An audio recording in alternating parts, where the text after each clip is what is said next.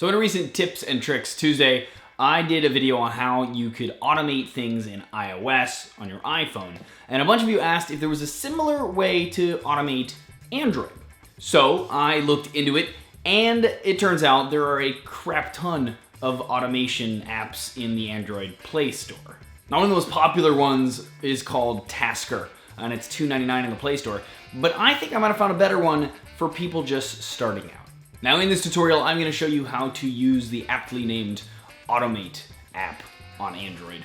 But the concept is the same with pretty much all of them. So you can follow along with this tutorial, and then by the time you're done, you'll at least understand the ins and outs of how these type of automation apps work, and then you can kind of use any of the other ones as well with a little bit more knowledge on how they work, etc. I'll leave a link below to all of the most popular ones though, in case you guys want to try those out instead. Now, the reason I went with this particular app is because, one, it's free, and two, it has a flowchart based UI, which I just think is going to be a lot easier for people that are just starting out to understand, and it's also, even for advanced people, just a little more intuitive. Now, essentially you use blocks and arrows that make it a lot easier to visualize what each task does, when the next one is triggered, etc. Now, on top of that, like I mentioned, it is free. At least there is a free version that you can mess with before you buy the premium version. The only difference between the free and the premium is the premium allows you to add more of these blocks, over 30. But that's plenty for most things you're going to try to do anyway. Okay, and let's not get ahead of ourselves though, and let's just start with downloading the app. To do that, head to the Play Store, search for and install Automate. You'll know it's the right one if it's from Llama Labs. Now, you can either check out one of the ones that they've already created for you to get an idea of how it all works, or you can tap the plus sign at the top to get a new automation going. Now, just so you know, there are a couple of terms that we need to know before we get started. First up is flow. Now, this is the term that they basically just use for each of your automations. Then we have building blocks. Now, these are what make up each flow. Each one contains an action, whether that's to copy some text, ask the user for input, etc. You can chain these together and they make up your flow. Fiber. Now, this is a term for the process of running through a flow. So you make a flow, and when you run it, a fiber is started that runs through the flow until the end. Now, you don't really need to know this too much, but you're going to see it throughout the app, and it's important to know just because as you get more advanced with these automations, you'll be able to fork the fiber and have it go from one flow to another one, have it do multiple things at the same time, and a bunch of other super cool but more complex things that you don't need to know right now, but just need to be aware of the term and that it exists. Then we have output variables. Now, these are data that you want to go from one building block to another. A lot of times you won't need this, but if you do, you're just going to give it a name and then choose that variable name from the next block that you might need it. For example, you might want to get location data, and for example, save the latitude as lat and the longitude as lon, and then in the next step, check those variables to see where you are and then use that to determine an action. Now, if you want, you can always go to their site, and when you're done with this video, I suggest you do, to check out their documentation on their website to figure out what each of these modules does. But basically, I'm going to give you a quick overview of how to make one thing so you get an idea of how the app works in general. And then as you need to use modules, you can just kind of look them up. And then once you understand what they do, in the future, you'll know how to continue using them and what all of the little fields do, etc. Now, in this automation, I'm going to show you how to automatically back up all of the Snapseed edited photos to your Google Drive. Okay, now whenever you create an automation, regardless of what it is, you'll start with a flow beginning node that you can tap to adjust the settings. Now, the settings in here are for the flow as a whole. So for example, the title, this is whatever you want to name it. Parallel launch, which allows the flow to be launched multiple times. So for example, you can run it, and while it's running, tap it again to have it run again. But just starting out, you could just leave this unchecked. Same thing goes for hidden. This just hides the node from the list of starting points. Again, we're just starting out, leave this unchecked. Install a home screen shortcut. So this will obviously create a home screen shortcut that you can tap to launch this flow if you want. For example, I'm actually going to do that for this one. But you could also launch directly from within the Automate app instead. Then we have output variables. Now, this is more advanced stuff, so you can check this out later, but for example, the payload is a way of carrying a piece of information that can get altered along the entire flow and then maybe come out as something different at the end.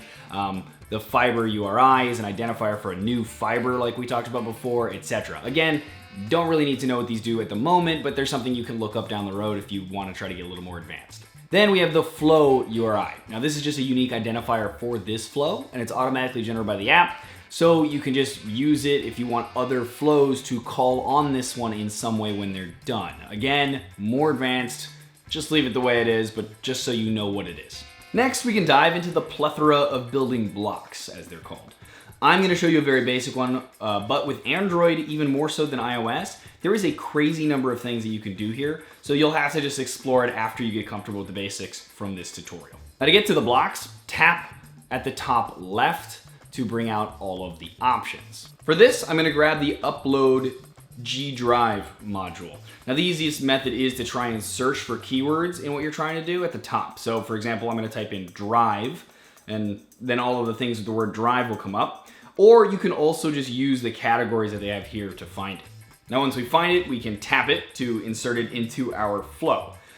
You'll notice that nothing is connected though, so we're going to tap and hold on the OK dot at the end of the flow beginning node, and then drag it down to the in dot of the G Drive module to indicate that after the flow starts, we want to go into the beginning of the G Drive action.